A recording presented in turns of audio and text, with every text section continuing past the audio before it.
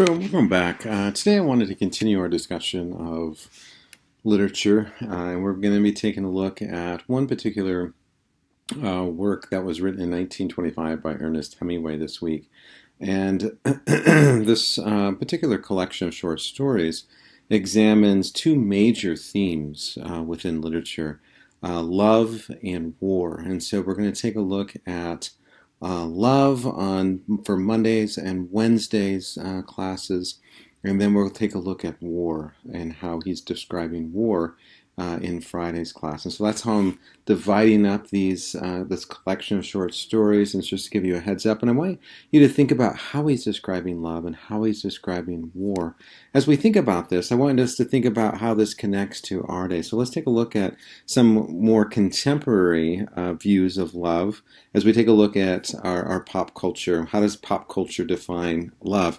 Elton John says, "It's a little bit funny, this feeling inside. I'm not one of those who can easily hide. I don't have much money, but boy, if I did, I'd buy a big house where we both could live. If I was a sculptor, but then again, no. Or a man who made potions in a traveling show. Oh, I don't have much money, but it's the best I could do. My gift is my song, and this one's for you." And you could tell everybody that this is your song. It might be quite simple, but now that it's done, I hope you don't mind. I hope you don't mind that I put down in words how wonderful life is while you're in the world. I sat on the roof and kicked off some moss. Well, a few of the verses, well, they got me quite cross. But the sun's been quite kind while I wrote this song. It's been for people like you that keep it turned on. Excuse me for forgetting, but these things that I do, you see, I've forgotten if they're green or they're blue. Anyway, the thing is, what I really mean, yours are the sweetest eyes I've ever seen. And you can tell everybody this is your song. It might be quite simple, but now that it's done, I hope you don't mind. I hope you don't mind that I put down in words how wonderful life is while you're in the world. I hope you don't mind. I hope you don't mind that I put down in words how wonderful life is while you're in the world. And so as we think about this, I want us to think about how is Elton John defining love, right? He talks about it being a funny feeling, kind of this desire to do and to sacrifice for another person, but it still is quite ambiguous. Let's take a look at Kobe Calais and see if she adds any insights into this. She says, "I've been awake for a while now.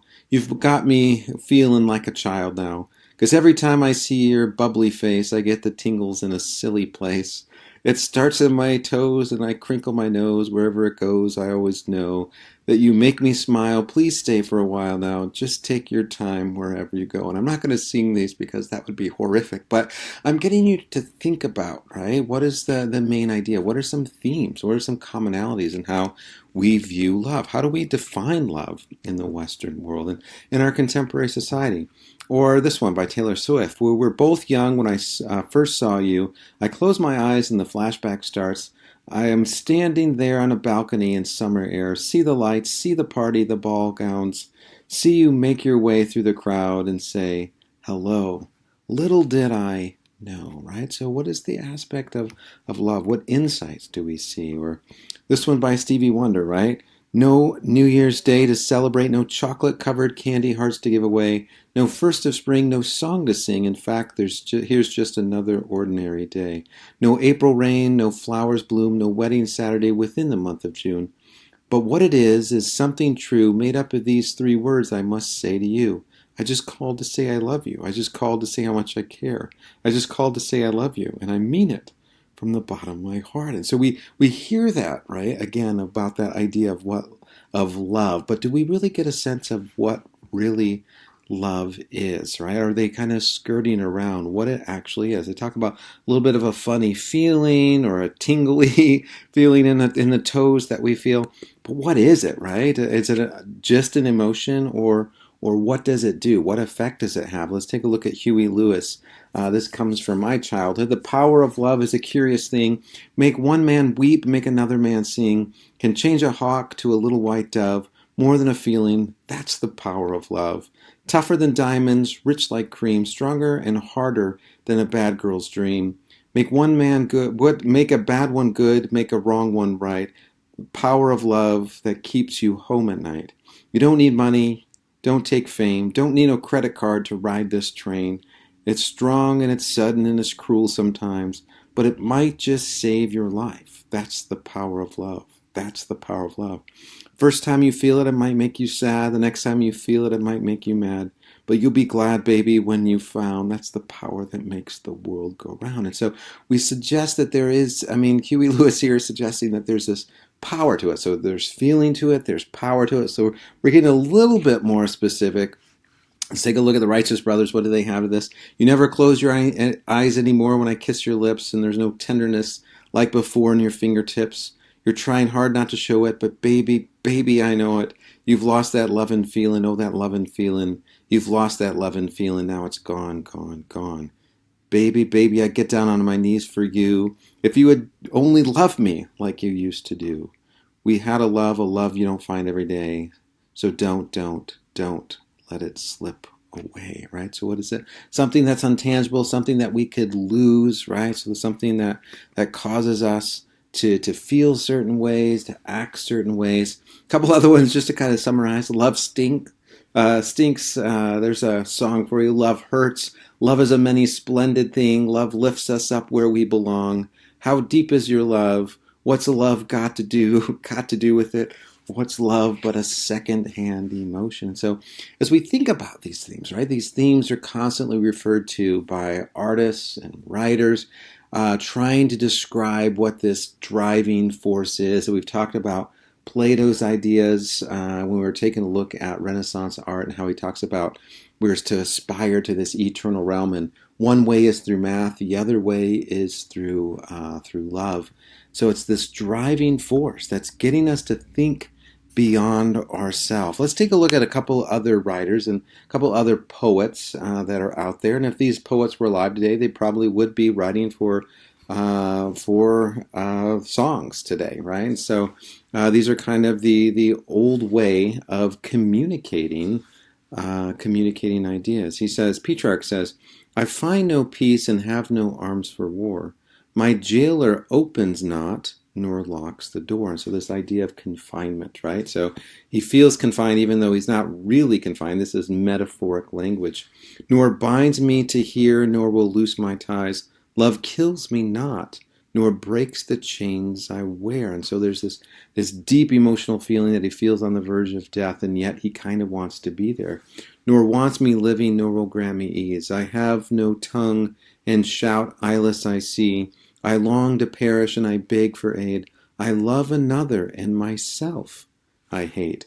Weeping I laugh, I feed on misery, by death and life so equally dismayed. For you, my lady, I am in this state. And so he talks about this kind of racked pain. He's kind of longing for death in one way, but he's also kind of loving life in another way. Just kind of a side story about Petrarch. Petrarch was trained in the clergy. He was going to become a priest, or he was a priest within the Catholic Church.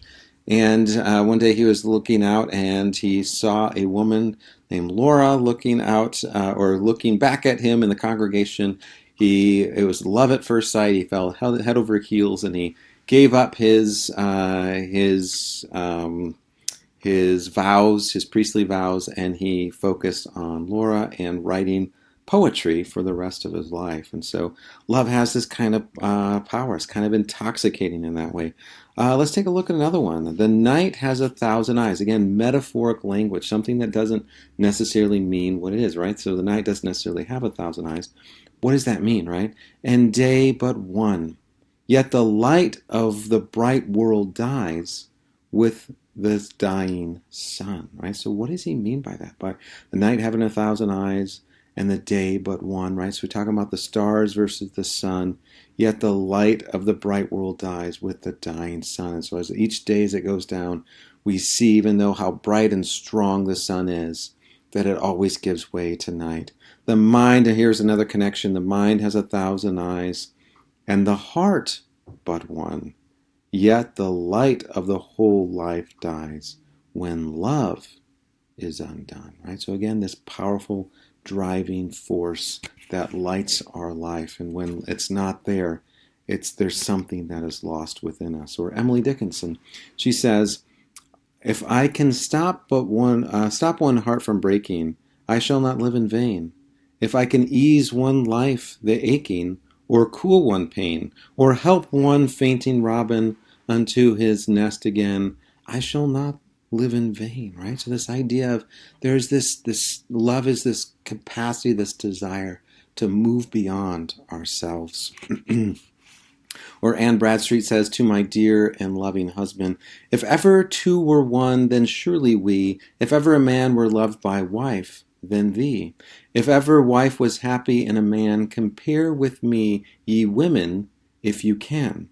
I prize thy love more than whole mines of gold, or all the riches of the east doth hold.